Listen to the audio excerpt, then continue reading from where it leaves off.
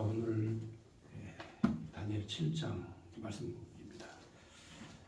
이 다니엘이 이제 두 부분으로 나누셨는데 다니엘서가 두 부분으로 1장에서부터 6장까지 그리고 7장에서부터 12장까지 이렇게 두 분이 나눠졌습니다.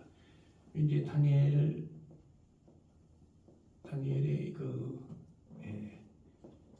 생애에 대해서 그 생활에 대해서 그리고 두 번째는 이제 다니엘의 계시에 대해서 기록이 되어 있어요. 그래서 7장부터는 이제 환상과 계시로 되어 있습니다. 역사적 사건이 아닙니다. 이제 여기는 이제 역사적 사건인데 느부갓네살랑 아도니부스 그리고 그의 아들 벨사사랑까지 내용이 이제 6장까지 내용이고 7장부터는 이제 다니엘이 본 환상과 계시의 내용이 되겠습니다. 자, 그런데 다니엘서 2장에 보면은 이제 느부갓네살이 꿈을 꾸고 그 꿈을 해석할 자를 찾죠. 그런데 다니엘이 해석을 합니다. 다니엘이 해석을 하는데 큰 신상을 봤는데 이 머리는 금이고 그리고 가슴은 은이고 그리고 배는 이제 노신데 다리는 철이더라. 이렇게 이 환상을 이제 보고 해석을 합니다. 이건 장차 세워질 나라다 하면서 다니엘이 해석을 하죠. 그러면서 지금 현재 느부갓네살랑은 이제 머리 황금의 나라요. 그다음에 다음 세워질 나라는 메대와 파사. 자, 여기는 이제 바벨론. 여러분들이 이 역사적인 그 내용을 이해를 하셔야 됩니다. 이 바벨론이 이 세워진 때는 이제 BC 606년에 느부갓네살이 전 세계를 정복하면서 제국으로 만든 나라가 바로 그 바벨론입니다. 그 다음에 이제 태어난 나라가 페르시아입니다. 페르시아. 이 660년 이후에 약 70년 동안 바벨론이 세계를 통치하다가 그 다음에 이제 페르시아가 등장을 합니다. 그래서 537년입니다. BC 537년 페르시아의 그 고레스 대왕이 다시 바벨론이 점령했던 땅을 다 점령하죠. 다 점령하고 그 다음에 이제 세 번째 나라가 헬라입니다. 헬라가 등장하는데 이 헬라는 이제 BC 303년 여러분이 잘 아는 헬라의 알렉산더 대왕 아시죠? 알렉산더 대왕이 또 세계를 다 이렇게 점령을 하죠. 그 다음에 이제 마지막으로 나오는 그 나라가 이제 로마입니다. 로마가 이제 등장을 합니다. 그래서 이 로마는 이 BC 70년에 이스라엘 유다 땅을 점령을 합니다. 자, 이렇게 해서 이 역사의 내용인데 이 나라는 로마는 둘로 갈려진다. 이렇게 둘로 갈려진다. 그래서 동로마와 서로마로 이제 갈라지죠. 동로마와 서로마로 갈라집니다. 이 환상을 언제 보느냐? 이 환상을 바벨론 시대에 다니엘이 봅니다. 그러니까 다니엘 시대에 장차 일어날 환상에 대해서 나라에 대해서 정확하게 마치 눈으로 본 것처럼 정확하게 눈으로 보고 역사를 기술한 것처럼 너무도 정확하게 역사를 해석을 해주죠. 그래서 느부갓네살이 다니엘을 높은 지위에 명철함과 뛰어난 지혜 그리고 함께 하시는 하나님의 능력으로 힘입어서 다니엘을 최고의 높은 자리로 하나님이 올려서 세워주셔요. 그래서 다니엘의 통치자로서 하나님께서 세워주신 겁니다. 그런데 이 환상이 이 환상에서 이 본 꿈에서 이 돌덩어리가 하나 나와가지고 돌덩어리가 하나 하늘을 나는 뜬 돌이 나타나요. 돌이 떠 있는 돌. 그러니까 돌멩이는 다 땅에 떨어져 있지 않습니까? 그런데 돌이 떠 있어요. 뜬 돌이 나타나가지고 이거를 다 부셔버리는 거예요. 전부 다. 다 부셔요. 그리고 그 돌멩이가 천하를 얻었다. 이게 이제 이 바벨론 그러니까 오늘 다니엘서 2장에 있는 그 내용의 해석이죠. 그런데 이 해석과 똑같이 오늘 다니엘 7장의 내용은 이와 똑같은 내용의 환상을 봅니다. 그래서 다니엘이 똑같은 내용 환상을 봤는데 제일 먼저 이제 여기 나타난 이제 환상에 나타난 짐승들이죠. 첫째는 이제 사자 같은데 이 독수리 날개가 있다. 그랬어요. 첫 번째는 사자인데 독수리 날개를 가졌다. 그래서 이 나라는 바로 이 바벨론이다.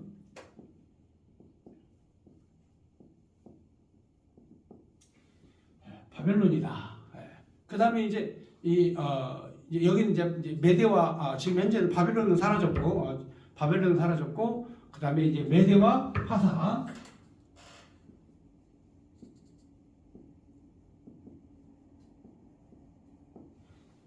첫 번째는 사자와 독수리. 그 다음에 이제 두 번째 짐승이 나타나는데 두 번째 짐승이 이제 곰. 두 번째는 이제 곰이 나타나고요. 그 다음 세 번째는 이제 표범이 나타나고. 자, 그 다음에 마지막에는 흉악한 짐승이 나온다. 그랬어요. 흉악한 짐승이 나온다. 자, 이 흉악한 짐승은 이제 로마. 그 다음에 로마 후에는 이제 헬라. 그 다음에 헬라 후에는 페르시아. 메데와 파사라고 하죠. 자, 이렇게 이제 짐승의 환상을 이제 봅니다. 그래서 이 다니엘서 2장에 봤던 내용하고 그 다음에 이쪽에 다니엘 7장의 내용하고는 이제 내용이 같은 내용이 되겠습니다. 이게 이제 세계사적 역사를 제가 여기에 연도까지 설명해 드렸죠. 그러니까 여기에는 이제 큰 신상 하나로 이제 본 것이고 여기에는 이제 그 짐승 비유로 이제 본 것입니다. 여러분 이제 이게 왜 다르냐? 과거에 이 나라에서는 그 나라의 그 깃발, 그 나라의 상징을 이 짐승으로 표시를 했습니다. 여러분도 잘 알다시피 미국의 상징은 독수리죠, 독수리. 여러분 미국 깃발은 독수리 깃발이죠. 이렇게 각 나라마다 깃발이 있고 고대 사회에서도 이런 그 바벨로니아 같은 경우는 그 사자 모양의 날개를 다른 이런 그림들이 많이 나와 있죠. 그러니까 이제 이런 현상을 이제 그 장차 일어날 역사적 사건을 이제 계시로 하나님이 알게 해주신 거죠. 근데 이것을 알게 된 목적이 있어요. 알게 된 목적이 있는데 이 목적이 뭐냐? 자, 이게 다 이런 걸 다 보여주시고 이걸 다 보여주신 다음에 하나님의 보좌와 하나님께서 보내신 인자, 하나님께서 보내신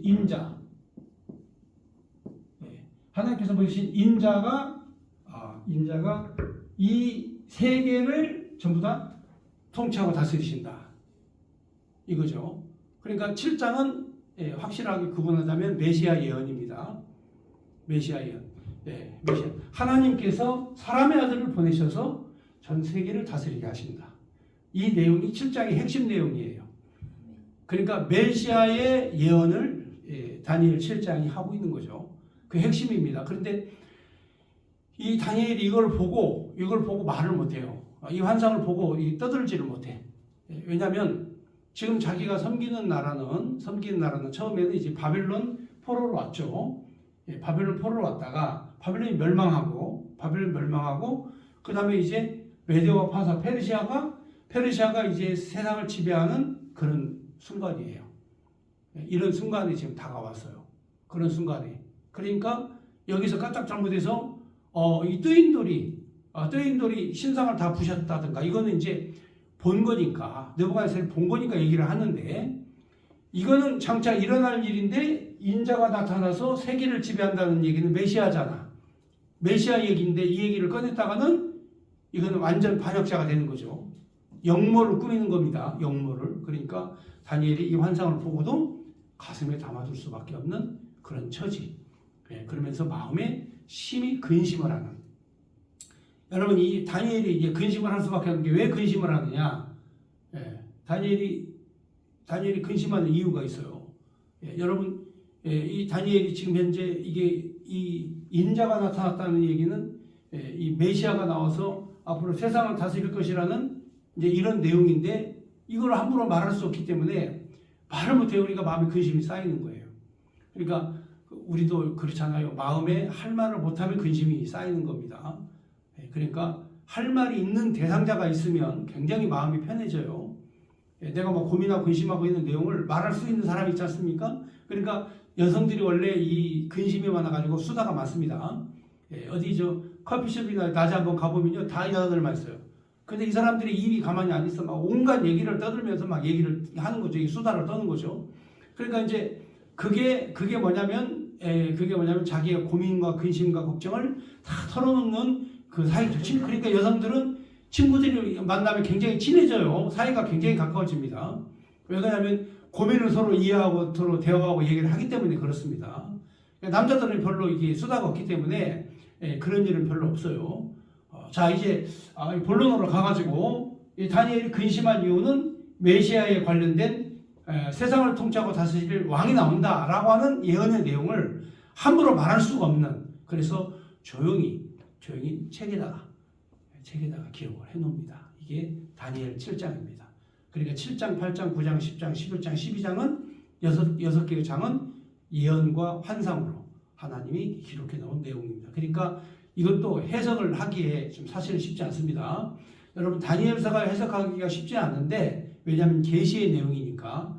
그러나 이게 그렇게 어렵지는 않습니다. 왜냐하면 역사적 사건을 쫙 기술한 내용이기 때문에 그렇습니다. 그리고 장차 일어날 일에 대해서 요한계시록에도 똑같이 얘기를 해줬던 내용이기 때문에 요한계시록과 다니엘은 같은 내용의 예언서입니다. 내용도 같아요. 내용도 같고 같은 내용입니다. 결국은 메시아가, 이 인자가 와서 세계를 다스리신다. 이게 요한계시록 내용이거든요. 나중에 이 인자가 와서 바로 천년왕국, 그리고 하나님의 나라를 완성하여 통치하고 다스리신다. 이 내용을 요한계시록에 얘기했다면 다니엘서도 마찬가지로, 자, 이런 많은 나라들이 있지만 결국에는 하나님께서 하나님 보좌에서 인자를 보내서 그 인자가 세계를 다스리신다. 자, 이 내용이 7장 내용이 되겠습니다. 자, 그러면 본문의 말씀으로 가겠습니다. 7장 1절입니다. 바벨론 벨사살 왕 원년에 다니엘이 그의 침상에서 꿈을 꾸며 머릿속으로 환상을 받고, 그러니까 지금 현재 벨사살 원년이라는 얘기는 다니엘의 위치가 매우 불안하다는 뜻입니다. 왜냐하면 느부갓네살 대왕 때에는 다니엘이 인정을 받고 총리로서 큰 일을 하고 있었죠. 근데 그의 아들 나부니누스가 그 다음에 왕이 되었고, 그 다음 왕이 누구냐면 벨사살 왕입니다. 근데 벨사살 왕은 그야말로 이제 이 페르시아에 의해서 죽임을 당하는, 여러분 지난번 그 데겔 바우르바신이라는 그 글자가 써 있어도 내가 재어보고 측량해 보니까 너는 끝났다. 이제 그 내용 여러분 공부하셨죠? 그러고 난 다음에 그 다음날 바로 죽었죠? 예, 그렇습니다. 그러니까 지금 이제 벨사살이라고 하는 이 왕의 위치가 그렇게 편안하지도 않고, 그 다음에 이 다니엘의 위치도 썩 편안하지 않습니다. 왜냐하면 나중에 이제 페르시아가 지배를 하게 되면, 다니엘 6장에 보면 페르시아가 지배해서 다리오 왕이 될 때에는 이 페르시아의 그 고관 대작들 20명으로 하여금 고발을 당해가지고 사자굴 속에 들어가는 그런 위치에 갔었죠. 그러니까 다니엘 주변에는 그야말로 많은 대적들이 다니엘 주변에서 다니엘을 현재 죽이려고 하는 이런 매우 그런 썩 좋지 않은 상황이죠. 그러니까 우리들도 살다가 보면은 썩 좋지 않은 상황이 많이 생길 때가 있어요. 극단적 상황이 되고 막 내가 감당할 수 없는 상황이 되고 이럴 때가 있죠. 그런데 이게 조금 시간이 지나면 다 해결이 돼요.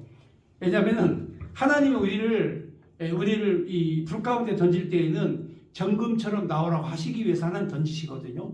그러니까 그 시기만 좀 지나면 괜찮은데 그걸 못 지내요. 그러니까 힘들고 고통스럽고 괴로우니까 난리를 치는 거예요. 근데 이 다니엘 같은 경우는 하나님과의 그 대화, 하나님과의 소통, 하나님과의 교제, 이게 끊임없이 이루어졌죠.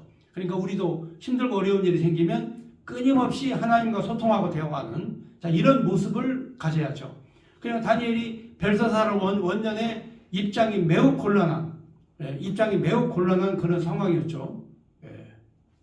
매우 곤란한 상황이었는데, 여러분, 이 다니엘이 그렇게 힘들게, 어렵게, 고통스럽게 있을 때에도 다니엘은 할 일을 했죠. 바로 선지자가 할 일이 뭐죠? 예수를 증거하는 거죠. 선지자의 목적은 예수를 증거하는 거예요. 선지자는 예수를 증거하는. 그러니까 다니엘이 7장을 통해서 그런 환경 속에서도 바로 이 인자, 예수를, 메시아를 증거하는 이 내용이 되겠습니다. 자, 그러면 벨사살 원년의 꿈을 꾸고 머릿속에 받은 환상을 받고 그거를 기록하고 그 일의 대략을 진술하니라. 이전에 보면 다니엘이 진술하여 이르되 내가 환상을 보았는데 하늘에 내 바람이 큰 바다로 몰려 불었더니, 여기 이제 이 바람이라고 하는 것은 뭐냐면 그 권세입니다. 권세. 성경에서 이제 이 계시록에서도 그렇습니다만 이 바람은 이제 권세와 능력이고, 이 바다라는 것은 이제 그 나라입니다. 큰 제국과 국가. 그러니까 이 성경에 보면은 이 용어가 계시록에도 마찬가지입니다. 짐승은 이제 그 포악한 짐승은 성도들을 괴롭히는 그런 나라.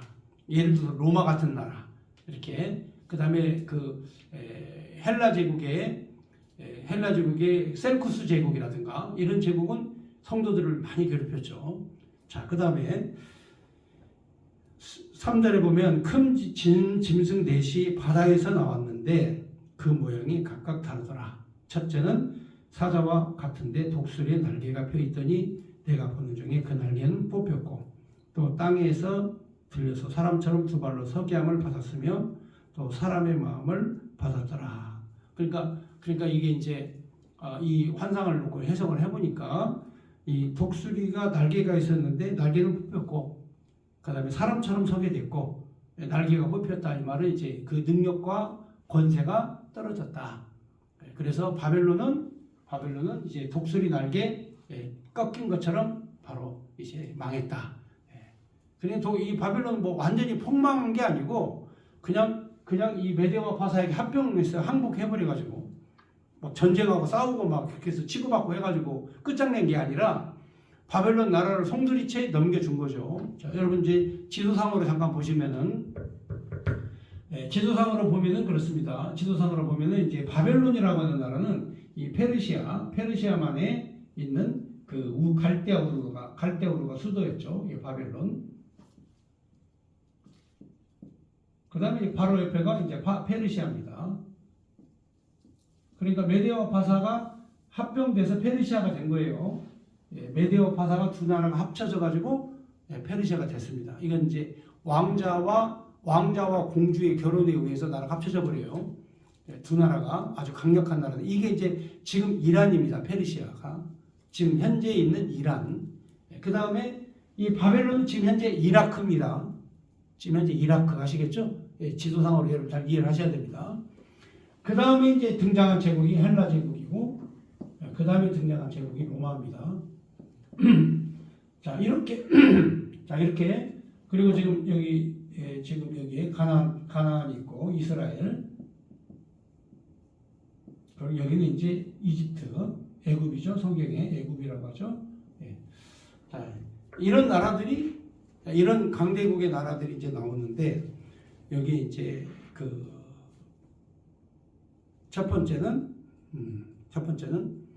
바벨론. 그 다음 두 번째는 5절에 다른 짐승과 둘째 짐승 곰과 같은, 그것이 몸 한쪽은 들렸고 그 입에 이 사이에는 새 갈빗대를 물었는데 그것에게 말하는 자들이 있어서 이르기를 일어나서 많은 고기를 먹으라 하였더라. 그러니까 이 그 독수리 다음에 이제 페르시아가 지배했는데 아주 강력한 나라로서 이제 전쟁을 하죠.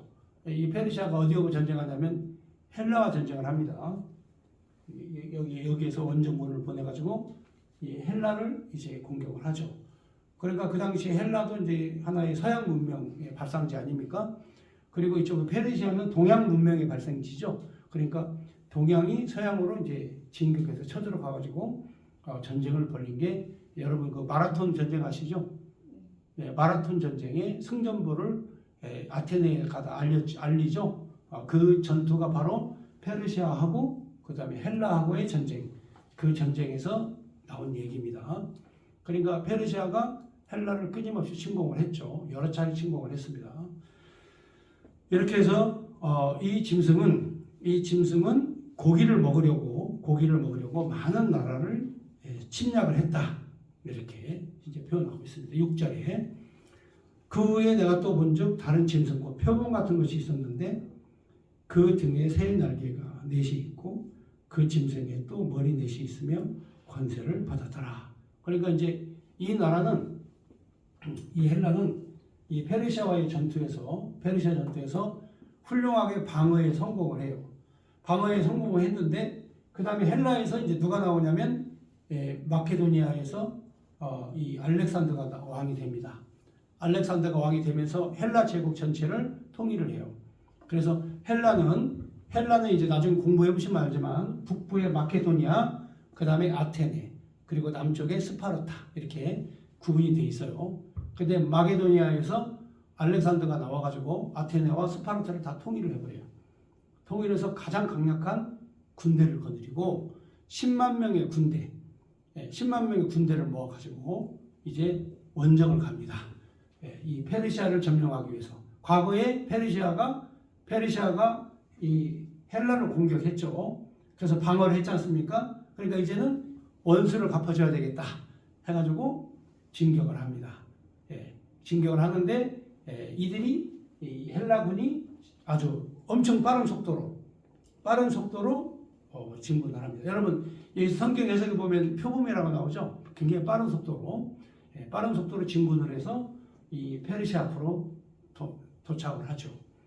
근데 이제 페르시아도 이걸 대비해 가지고 10만 명의 대군이 오니까 숫자적으로 많은 군대를 모집을 합니다. 그런데 페르시아가 모집한 군대는 이제 각 나라에 소속된 그 부대들을 모집을 하죠.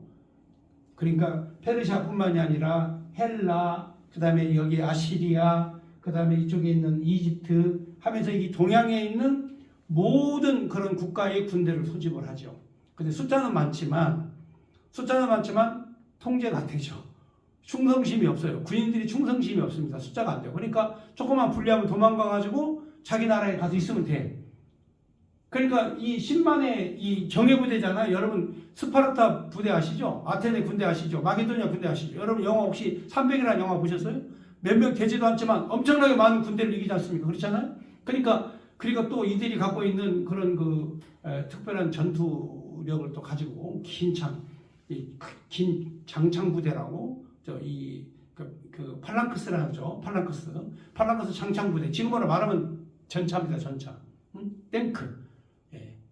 이 중무장을 하고 긴 창을 들고 대열을 딱 짜가지고 전진을 하면요 어느 부대든지 침범을 못해. 그러니까 적진을 돌파를 해버리죠. 그 다음에 알렉산더는 또 이 기마 부대를 운영을 잘했거든요. 그래서 우회로 돌아가지고 후방에서 또 공격을 하고.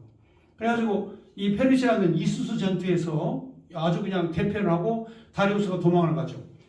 약 그 당시에 30만에서 40만의 군대를 모아놓고 10만 명 군대한테 지는 거죠. 그래서 결국은 페르시아의 다리오는 붙잡혀가지고 사망을 합니다. 죽습니다. 그리고 이제 이 헬라가 전 세계를 점령을 하죠. 전 세계를 점령하는데 헬라가 이제 나라를 4개로 쪼갭니다. 나눕니다. 나라를 4개로. 왜냐하면 너무나 크니까 한 나라로 다룰 수가 없잖아요. 그러니까 이 알렉산더의 4명의 부하가 있었는데 4명의 부하에게 이제 나라를 나누어 주죠. 그래서 헬라의 본진, 그 다음에 이쪽에 플로테미 왕국을 애굽에 세우고 셀쿠스 왕국을 세우고, 자, 그 다음에 이제 터키를 다스리, 이렇게 해서 전체 4개의 나라로 다스리죠. 이게 이제 성경에 예언된 대로 여기 나오죠. 4날개 있죠. 4날개로 나누어진다. 자, 이렇게 해서 이 짐승이, 이 표범이 아주 엄청나게 빠른 속도로 빠른 속도로 세계를 정복하는 이 내용의 말씀이 나옵니다. 그 다음 7절에 보니까 내가 또 밤의 환상 가운데 그 다음에 본 넷째 짐승은 무섭고 놀라우며 또 매우 강하며 또 새로 된 이 큰 이가 있어서 먹고 부서뜨리고 그 나머지를 발로 밟았으며 이 짐승은 전에 모든 짐승과 다르고 열불이 있었더라. 그러니까 이제 이 쇠라는 게 여러분 그 쇠가 나오기 전에 청동기 있죠. 청동이라는 게 뭐냐면 우리가 구리 있잖아요. 구리에다가 거기다가 이제 주석이라든가 이런 거를 그걸 섞어요. 섞으면 아주 구리는 연하잖아요. 그런데 그걸 섞으면 아주 단단한 이제 그 무기가 되는 거죠. 칼이 되는 거죠. 그래서 그 전에는 이제 그 철기 문화가 발달하기 전에는 청동으로 무기를 만들었는데 이제 로마 시대쯤 되니까 이제 철기 문화가 이제 발달을 하죠. 그래서 이 강철 아시죠? 강철 쇠. 이 강철은 이제 청동을 부수죠. 그러니까 이 철로 무장한 이제 로마 군인들이 이제 세계를 정복을 합니다. 그래서 여기에 이제 로마가 이제 헬라를 점령하고 이집트를 점령하고 그리고 이쪽에 이 헬라 제국의 모든 나라들을 다 점령을 하죠. 그래서 이때 이스라엘 나라가 헬라의 나라로 편입이 된 겁니다. 이때 유대가 헬라 셀쿠스 왕국의 지배를 받고 또 때로는 플로테미 왕국의 지배를 받다가 결국에는 이제 이 이스라엘이 로마의 지배를 받는 역사의 중심은 항상 이 이스라엘에 있습니다. 이스라엘의 역사의 항상 중심인데 여기에도 보니까 매우 강한 짐승이 나타났는데 이 짐승이 어떤 모습이냐? 여기 넷째 짐승은 7절에 무섭고 놀랍고 매우 강하고 또 새로 된 큰 이가 있고 먹고 부서뜨리고 그 나머지는 발로 밟았으며 이 짐승은 전에 모든 짐승과 다르고 열불이 있었더라. 10개의 뿔이. 그 뿔은 이제 하나의 왕을 상징하는 겁니다. 뿔은 왕을 상징하는 건데 여러분이 이 성경에 이 비유적으로 이제 바람, 그 다음에 그 바다 이런 거, 그 다음에 뿔 뭐 이런 거 있죠. 이런 거는 이제 그 하나의 그 언어입니다. 언어. 그런데 이 열뿔이 있었는데 8절에 보니까 내가 그 뿔을 유심히 보는 중에 다른 작은 뿔이 그 사이에서 나더니 첫째 뿔 중에 셋째 뿔 중에 셋이 그 앞에서 뿌리까지 뽑혔으며 이 작은 뿔에는 사람의 눈 같은 큰 눈이 있고 그 입이 있어서 큰 말을 하였더라. 자, 이 뿔들이 이제 부서지고 뽑아지고 이제 그렇죠. 그러니까 이 유다 왕국을 침공했던 그리고 이 예루살렘을 불바다로 만들어 버리고 성전을 파괴했던 그 나라가 바로 로마입니다. 이 로마가 예루살렘을 파괴시키고 성전을 파괴하고 2000년 동안 이스라엘 민족들이 그 땅에 살지 못하도록 세계로 뿔뿔이 흩어버리는 그래서 디아스포라를 만들어 버렸죠. 디아스포라라는 말 들어보셨죠? 그때 로마 사람들이 유대인들을 잡아다 세계로 뿔뿔이 흩어져 버린 거죠. 자, 이 뿔에 대한 뿔의 눈에 대한 얘기는 이제 그 해석을 다시 좀 시간을 내서 해야 됩니다. 이거는 나중에 이제 성경 공부 시간에 자세하게 얘기하는 걸로 하고, 그다음 9절로 가겠습니다. 내가 보니 또 왕자가 놓였고 옛적부터 항상 계신 이가 자정하셨는데 그 옷은 희기가 눈 같고 그 머리털은 희기가 양털 같고 그 보좌는 불꽃이요 그의 바퀴는 타오르는 불이며. 이게 이제 어떤 내용인가 아시겠죠? 하나님의 그 영광스러운 보좌입니다. 이건 요한계시록에 본 내용과도 거의 똑같은 내용입니다. 그러니까 600년 전에 본 것과 600년 후에 본 것과 똑같죠. 600년 전에 다니엘이 본 것과 그 다음에 사도 요한이 밤모섬에서 본 것과 하나님의 보좌의 모습은 똑같은 모습이다. 자, 그 다음 10절에 보니까 불이 강처럼 흘러서 그 앞에서 나오며 그를 섬기는 자는 천천히요 그 앞에서 멈춰선 자는 만만이며 심판을 베푸는데 책들이 펴 놓였더라. 요한계시록 똑같이 나오죠. 요한계시록에도 그 책이 펴놓어져 있죠. 이 책을 무슨 이 책이 뭐라고 안지 아세요? 무슨 책? 그렇죠. 이 책이 딱 놓여 있다 이 말은 이제 여기에 구원받을 자의 명단, 구원받을 자의 명단이 이제 기록이 되어 있죠.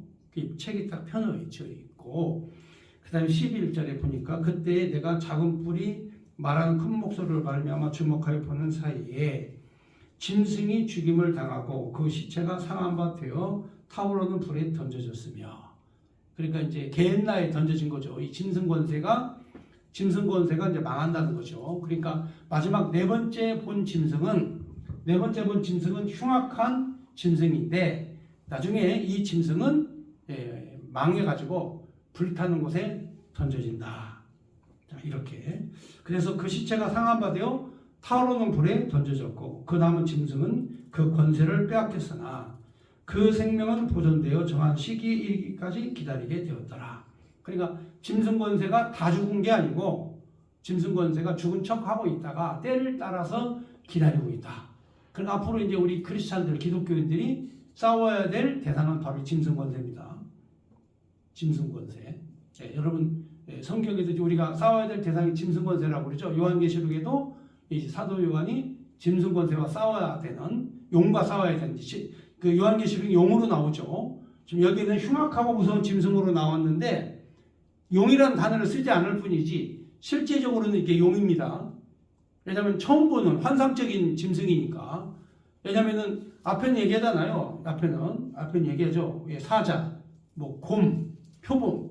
그런데 네 번째는 이게 용인데 이게 어떻게 표현이 안 돼. 응? 막 뿔이 여러 개고 막 눈도 여러 개고. 자, 이러니까 이 표현이 안 되지만 나중에 이 짐승은 붙잡혀서 불에 던져진다. 13절. 여러분 여기까지 해석 잘 됐죠?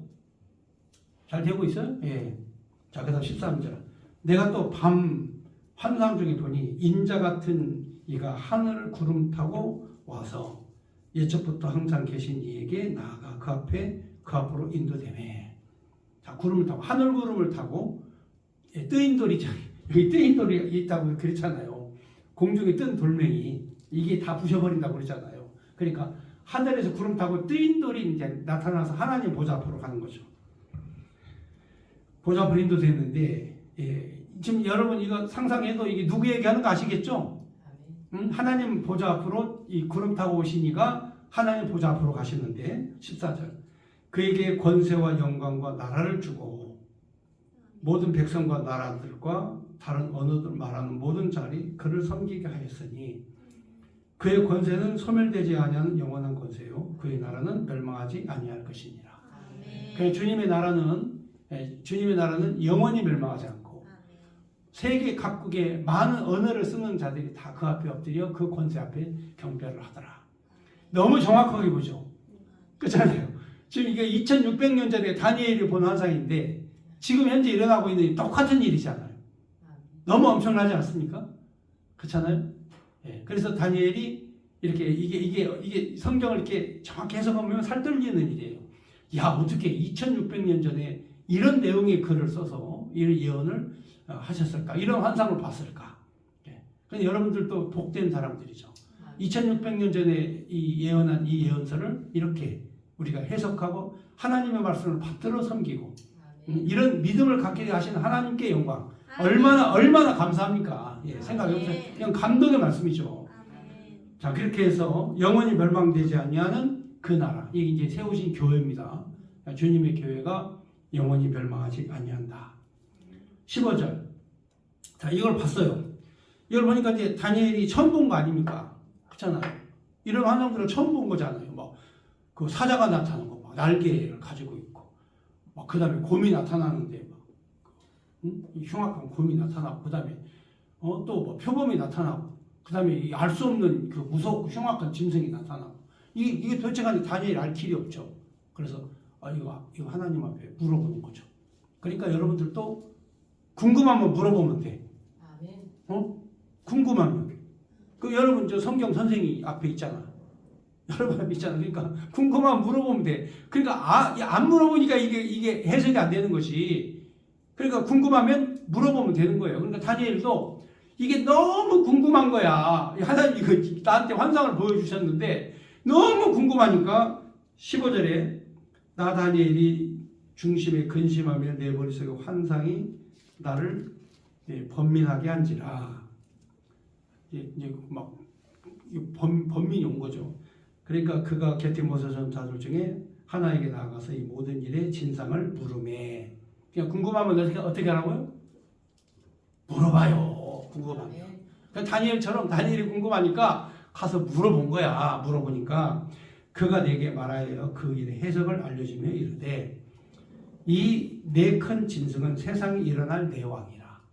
네 제국이란 뜻이죠. 네 개의 제국인데 지극히 높으신 이의 성도들이 나라를 얻으리니 그들임이 영원하고 영원하리라. 성도들이 이제 마지막에 이 흉악한 짐승을 불에 던지고 영원한 나라를 얻을 것이다. 그래서 로마가 멸망하고 이제 기독교 국가가 세워지죠. 그렇죠. 그래서 콘스탄틴 황제 AD 330년 콘스탄틴 황제가 로마 제국을 기독교 국가로 선포를 해버려요.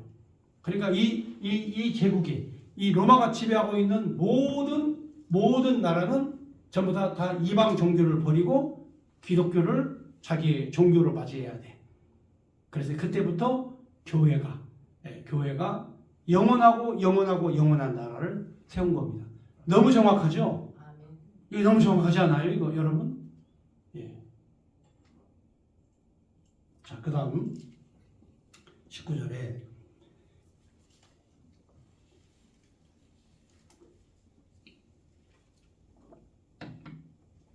이에 내가 넷째 짐승에 관하여 확실히 알고자 해서 이게 넷째 짐승이 궁금한 거야. 이 도대체 이게 뭔 짐승인지 알 수 없는 짐승이야. 흉악한 짐승이야. 그래 이걸 알 길이 없는 거야. 여러분 우리 동양에서는 용이 길한 짐승이에요. 예? 용이 길한 짐승이야. 우리 동양에서는. 근데 서양에서 용은요 폭군이야. 여러분들 영화 가끔 보면은 용이 날개 펄럭펄럭하면서 입에 막 불을 확 하면서 사람 불태워 죽이고 그러죠. 동양용은 저 사람 죽이고 그러지 않거든요. 근데 서양용은 아주 포악한 짐승이야. 흉악하고 포악한 짐승.